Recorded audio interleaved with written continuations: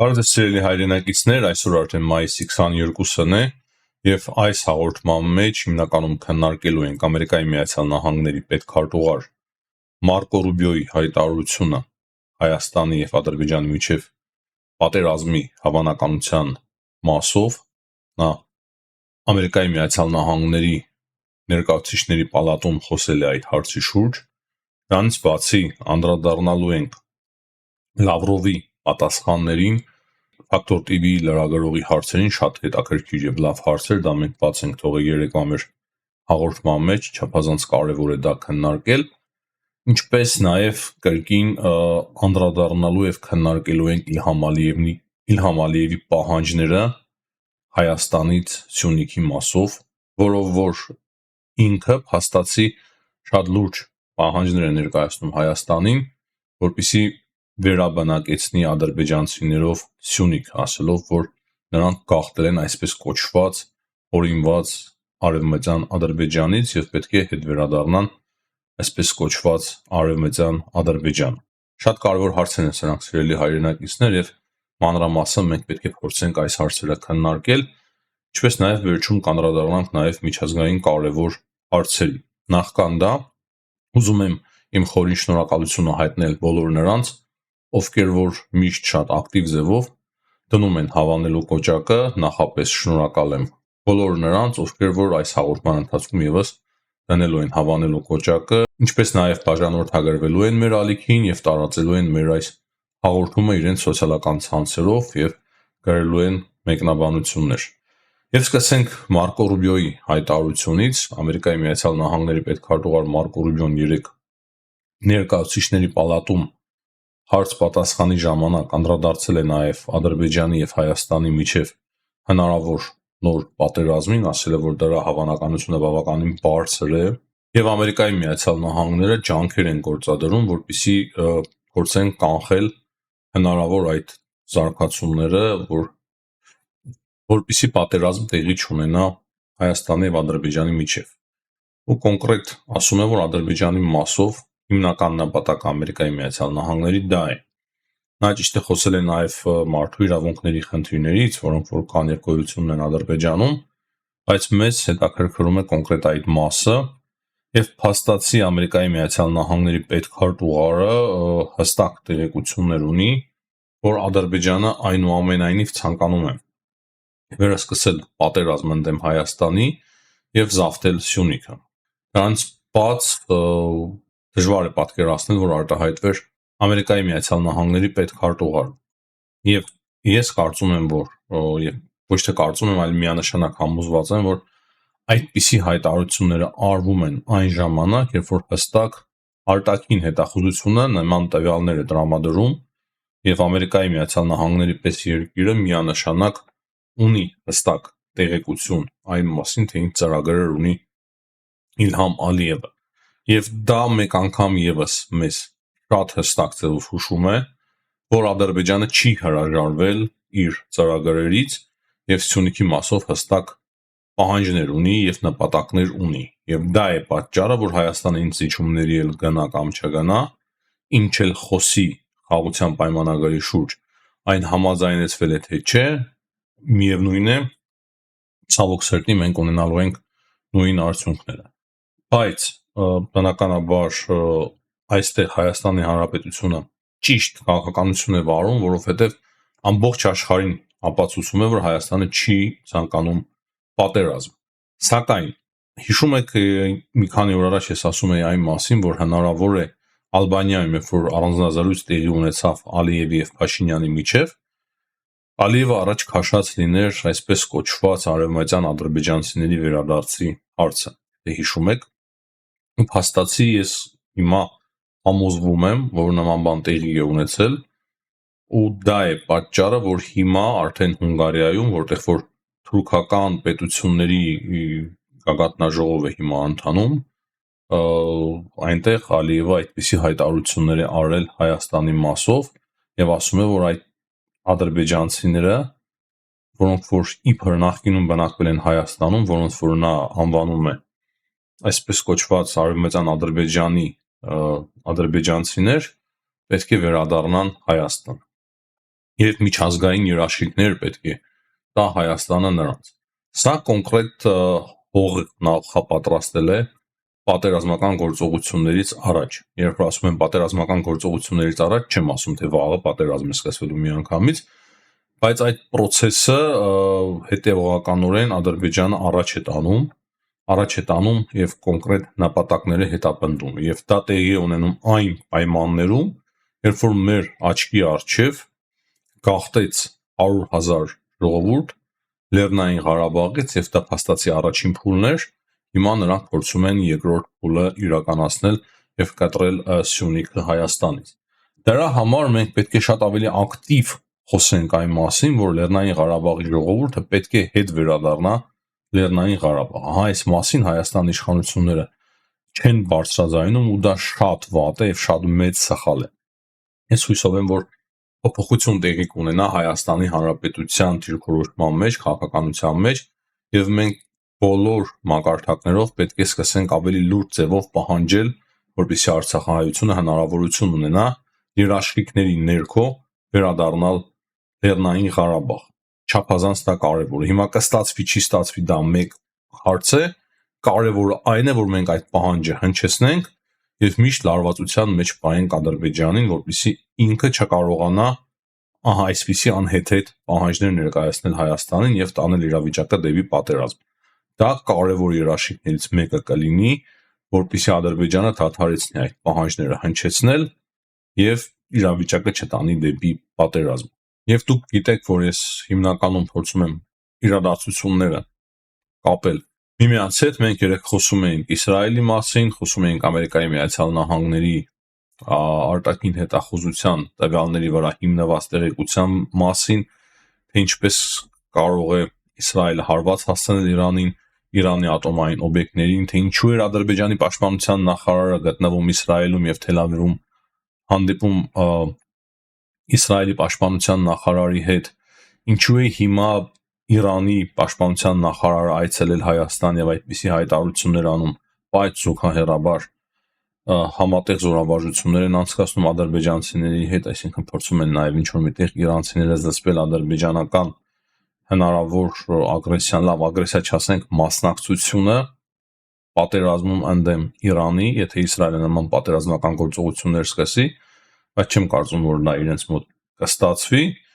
բայց այն, որ պաշտպանության նախարարը գտնվում է Հայաստանում, արդեն շատ բանի մասի է խոսում, այսինքն իրավիճակը ցանկացած պահի կարող է գնալ լարվածության, չնայած որ քիչ առաջ մենք տեղեկություն ստացանք, որ արդեն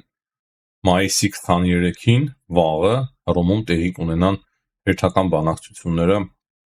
Ամերիկայի Միացյալ Նահանգների եւ Իրանի միջև նույն ատոմային ծրագրի շուրջ, բայց տեսնենք, նույնիսկ եթե Ամերիկայի Միացյալ Նահանգների հետ պայմանավորվածություն ձեռք բերվի, դա փաստ չէ, որ դրան համաձայն կլինի Իսրայելը։ Իսկ մենք խոսում էինք երեք, թե եթե Իսրայելը համաձայն չլինի, ինչ կարող է տեղի ունենալ այդ պարագայում։ Իսրայելը հստակ պատերազմի է պատրաստվում ընդդեմ Իրանի։ Հիմա այս ամենը ավելի լավ հասկանալու համար վերադառնանք կոնկրետ Հայաստան, երեկվա Լավրովի այցին, ես ասացի, որ իմ նախորդ հաղորդման մեջ ուղղակի բաց էի թողել, չէի հասցրել տեսնել Factor TV-ի լրագրողի հարցը Լավրովին, որ հիմնականում 60%-ով զինված էր Ադրբեջանը ռուսական զենքով, երբ որ հարձակվեց Արցախի վրա, բռնագրավվեց Արցախը, էթնիկ զտում տեղի ունեցավ, հետո հարձակվեց Հայաստանի սուվերեն տարածքի վրա, եւ Ռուսաստանը ոչինչ չարեց, չնայած որ Ռուսաստանը պետք է կոնկրետ պարտավորություններ ունենար Հայաստանի նկատմամբ, եւ հետո հարց է տալիս լրագրողը, թե այս պարագայում ինչ պետք է աներ Հայաստանը, եթե ոչ խորացներ հարաբերությունները արևմտյան երկրների հետ, այդ թվում Ֆրանսիայի հետ, եւ վերջում ասում է այն, որ Ռուսաստանը սպառնալիքներ է հնչեցնում Հայաստանի հասցեին, ասելով, որ Հայաստանը կարող է դառնալ երկրորդ Ուկրաինա, ուկրաինիզացիա կարող է տեղի ունենալ Հայաստանի, ճիշտ ասած, մի կողմից լավ էր այդ վերջի մասը, բացի մյուս կողմից այդքան էլ չէի ցանկանա, որ Ուկրաինայի հետ զուգահեռներ անցկացվեր, չնայած որ այդ հարցը կոնկրետ հիմնված էր Ռուսաստանից եկող սպառնալիքների վրա, Բայց ընդհանրապես Ուկրաինայի հարցը եւ Լավրովի բերանը բացելը պետք չէր Ուկրաինայի մասով հենց Հայաստանում եւ այդ համեմատությունները կարծում եմ որ միայն վնաս են հասցնում Հայաստանի Հանրապետությանը, բայց մնացածի մասով շատ լավ հարցեր, շատ հստակ, պարզ եւ շատ կարեւոր, չափազանց կարեւոր հարցեր, որը որ ես կոնկրետ շատ էի ուզում լսել, որ Հայաստանի լրագրողները այդպիսի հարց են բարձրացնում Լավրովի առջև։ Լավրովը ավանդաբար սկսեց իր ձևով փախնել այդ հարցերից, խուսափել, որոշ դեպքերում նաև կոպիտ պատասխաններ էր տալիս, բայց ընդհանուր առմամբ տեսակետը այն է Լավրովի, որ ինչ արել են իրենք Հայաստանի հետ, ճիշտ են արել եւ ճիշտ են վարվել Հայաստանի նկատմամբ։ Փաստացի ես դա տեսա եւ դրանից բացի շատ նուրբ ակնարկ նաև ես տեսա Լավրովի կողմից, որ Հայաստանը չի գնում Ուկրաինայի ճանապարհով, չի գնում, դրա համար կարիք չկա նման կերպ վարվել Հայաստանի հետ։ Այսինքն այդ ակնարկը նաև հստակ էր, որ եթե Հայաստանը սկսի վարվել Ուկրաինայի նման, ապա Ուկրաինայի ճակատագրին կարժանանա շատ նուրբ դիվանագիտորեն այդ ձև ինքը փաստացի պատասխանեց։ Դրա համար Ուկրաինայի հետ ընդհանրապես զուգահեռներ անցկացնել պետք չի, բայց այստեղ արդեն ես հստակ նշեցի, որ Լավրովի ծրագիրը չի փոխվել եւ այստեղ կարեւոր է այն, որ Հայաստանի իշխանությունները պետք է հիմա կարողանան թույլ չտալ Ռուսաստանին բացել հյուպատոսարան Սյունիքում, թող ասեն, որ քանի խաղաղության պայմանագիրը չի ստորագրվել Ադրբեջանի եւ Հայաստանի միջեւ շատ բարդ շրջան է, այդ պատճառաբանումներով ես կարծում եմ, որ հնարավոր է ցկցկել, հետաձգել այդ հյուպատոսարանի բացմանը եւ որը որ ի վերջո չի բացվի, եթե մենք այդ ձև սկսենք ցկցկել։ Իմ պատկերացումը դա է, բայց եթե բացվի այդ հյուպատոսարանը, դա միանշանակ այնպիսի ենթակառուցվածք է դառնալու, այնպիսի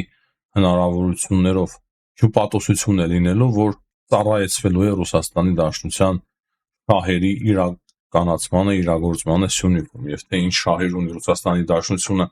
կոնկրետ Սյունիքի մասով Ադրբեջանի հետ, մենք բոլորը շատ պարզ գիտենք։ Եվ դա է պատճառը, որ մենք մեր ձեռքերով չպետք է թույլ տանք նման դեպքերի իրադարձությունների զարգացում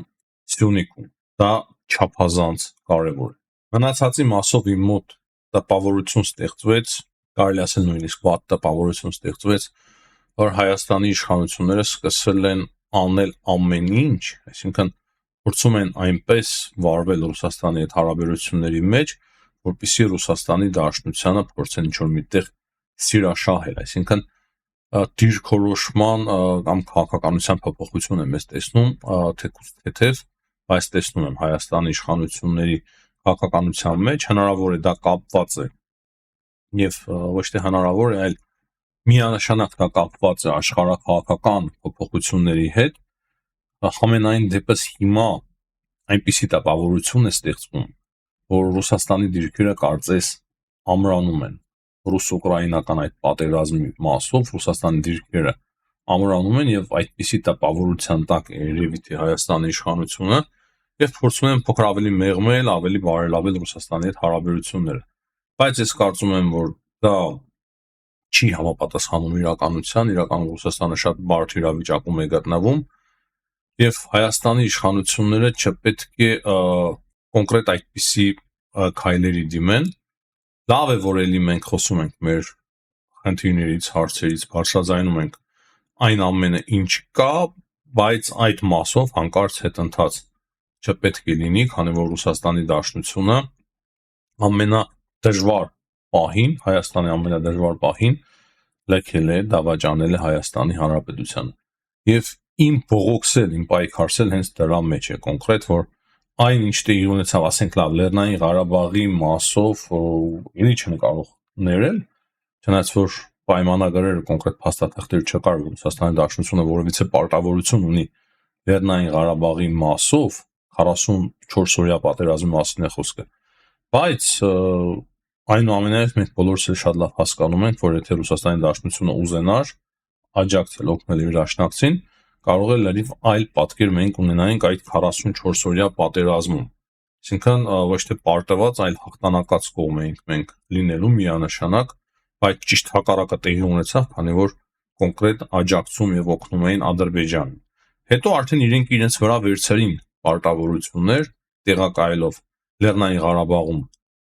իրենց այդ խաղապահներին, եւ մենք տեսանք, թե ինչպես վարվեցին արդեն իրենց պարտավորությունների հետ։ Կարծում եմ այլևս շարունակելն էլ անիմաստ է։ Թե ինչպես վարվեցին Հայաստանի նկատմամբ, երբ 22 թվականին, երբ Ադրբեջանը հարձակվեց սուվերեն տարածքների վրա, եւ մինչեւ հիմա ինչպես են իրենց պահում, մեղելով հիբրիդային պատերազմ Հայաստանի Հանրապետության դեմ։ Միջայլոց ես մեկ անգամ չէ որ ասել եմ, կրկին պետք է կրկնեմ, որ նրանք բավականին մեծ հաջողության են հասել Հայաստանում այդ հիբրիդային պատերազմի միջոցով, եւ հիմա Հայաստանի բնակչության մեծ մասը իմ պատկերացմամբ ամենայն դեպս այդպես է, այսօր հստակ դեմ է դուրս գալիս Հայաստանի իշխանություններին, նույնիսկ որոշ արևմտամետների թելադարանքով, հակակծերում այդ արևմտամետներին կամ հակաքոչարյանական եւ հակասերժական ուժերի միջոցով այլևս ճակերտներում, բայց ընդհանուր առմամբ ֆոնը ստեղծվել է հրաշալի այնպես, որ Հայաստանի բնակչության մեծ մասը սկսել է ատել Հայաստանի ներկայիս իշխանություններին, բայց դա էլ առանց հիմք չէ, շատ գրագետ ձևով նրանք ուսումնասիրում են իրենց սխալները եւ հետո տարբեր ուժերի, տարբեր բլոգերների, տարբեր լրագրողների, քաղաքական գործիչների միջոցով սկսում են հասարակությանը ցույց տալ այն բոլոր սխալները, որոնք որ իրականացնում է Հայաստանի իշխանությունը։ Այսինքն հիբրիդային պատերազմի մասով եւս, որը որ շատ նուրբ պատերազմ է, չափազանց նուրբ պատերազմ է, Հայաստանը այս պահի դրությամբ հստակ պարտություն է կրում, եւ եթե չսկսեն վարվել կոնկրետ այնպես, որպեսզի սահմանափակեն այդ հիբրիդային պատերազմի միջոցները Հայաստանի Հանրապետության տարածքում, ապա այս գրեթե համոզված եմ, որ չափազանց լուրջ խնդիրներ ունենալու Հայաստանի նախ իշխանությունները կունենան խնդիր եւ իրենցից հետո արդեն միանգամից ավտոմատ կերպով Հայաստանի Հանրապետությունը կունենա ինքնիշխանության խնդիր, ինչպես նաեւ տարածքային ամբողջականության հետ մենք մեծ եւ նոր խնդիր կունենանք։ Դա միանշանակ է եւ մենք պետք է հիմա բոլորս միասին հասկացնենք Հայաստանի իշխանություններին, որ ժամանակը ավարտվել է, երբ որ իրենք հնարավորություն ունեին սխալներ գործելու։ Հիմա արդեն այդ սխալները կարող է շատ մեծ գին արժենան Հայաստանի Հանրապետության ինքնիշխանության եւ տարածքային ամբողջականության համար։ Երեք նաեւ կարևոր հայտարարություններ է արել Էրդողանը այդ թուրքական երկրների գագաթնաժողովի ժամանակ, ասելով, որ իրենք բավարարված են Հայաստանի եւ Ադրբեջանի միջև համաձայնության մասով խաղաղության պայմանագրի շուրջ, եւ եթե երկու երկրների միջև հաստատվի երկարաժամկետ խաղաղություն, ապա դա միանշանակ շատ լավ հնարավորություն է տալու, նոր հնարավորություններ են բացվելու թուրքական աշխարհի առջև։ Այսինքն կրկին հարցը Սյունիքի մասին է, ինչպես էլ խոսի Էրդողանը, մենք հստակ տեսնում ենք, թե հարցը ինչի մասին է։ Իրենք միջանցք են ցանկանում, իրենք ճանապարհ են ցանկանում դեպի թուրքական աշխարհ։ Դա է իրենց հիմնական երազանքը, եւ դրա համար է տեղի ունեցել նաեւ հայոց ցեղասպանությունը 1915 թվականի, այսինքն ոչ միայն դրա պատճառով, այլ հիմնական պատճառներից մեկն է եղել նաեւ դա, եւ հիմա էլ կրկին նրանք ձգտում են գնալ այնտեղ, որտեղից որ 1000 տարի առաջ հետ են վերադարձել, այսինքն իրենց կապը հաստատեն թուրքական աշխարհի մնացած պետությունների եւ ժողովուրդների հետ։ Եվ դա մենք պետք է լավ հասկանանք։ Դրա համար ես անընդհատ փորձում եմ այս մասին խոսել, սիրելի հայրենակիցներ։ Միջազգային հարցերից կարևորը Իսրայելի պատերազմն է ընդդեմ Համասի եւ Եվրամիության դժգոհությունը, փաստացի Եվրամիությունը սկսում է խզել իր կապերը Իսրայելի հետ, դա վերաբերվում է նաեւ առևտրին եւ ոչ միայն Եվրամիությունը, այլ նաեւ Մեծ Բրիտանիայի արտգործնախարարը ասել է, որ իրենք դադարեցնում են ազատ առևտրի շուրջ քննարկումները, բանակցությունները Իսրայելի հետ եւ դա կապված է կոնկրետ Գազայում տեղի ունեցողի հետ, այսինքն լուրջ ձևով Եվրամիությունը եւ ոչ միայն Եվրամիությունը, այլ նաեւ Մեծ Բրիտանիան մտահոգված են եւ դժգոհ են Իսրայելի գործողություններից Համասի դեմ, ու կոնկրետ ոչ թե Համասի դեմ, այլ Գազայի շրջանում կարելի ասել։ Իրանի եւ Ամերիկայի Միացյալ Նահանգների մասով արդեն ասեցի, որ 5-րդ փուլն է տեղի ունենալու բանակցությունների Հռոմում վաղը մայիսի 23-ին, իսկ Ուկրաինայի եւ Ռուսաստանի միջև բանակցությունները կարող է սկսվեն արդեն հունիսին եւ շատ մեծ է հավանականությունը, որ դրանք տեղի ունենան ոչ թե արդեն Թուրքիայում, այլ Վատիկանում։ Վատիկանը շատ լուրջ ակտիվություն է հիմա ցուցաբերում նոր Հռոմի Պապը եւ ուզում է, որպեսզի բանակցությունները տեղափոխվեն Վատիկան։ Բավականին կարևոր դերակատար է դառնում Վատիկանը եւ նոր Հռոմի Պապը ռուս-ուկրաինական պատերազմի մասով։ Կարծում եմ շատ հետաքրքիր իրավիճակ է ստեղծվում այդ առումով եւս։ Այս պայմանությամբ այսքանը սիրելի հայրենակիցներ, հիշեցնեմ կրկին լայքերի համար, բաժանորդագրվեք, եթե չեք բաժանորդագրվել մինչև հիմա մեր ալիքին, ցտեսություն, կհանդիպենք։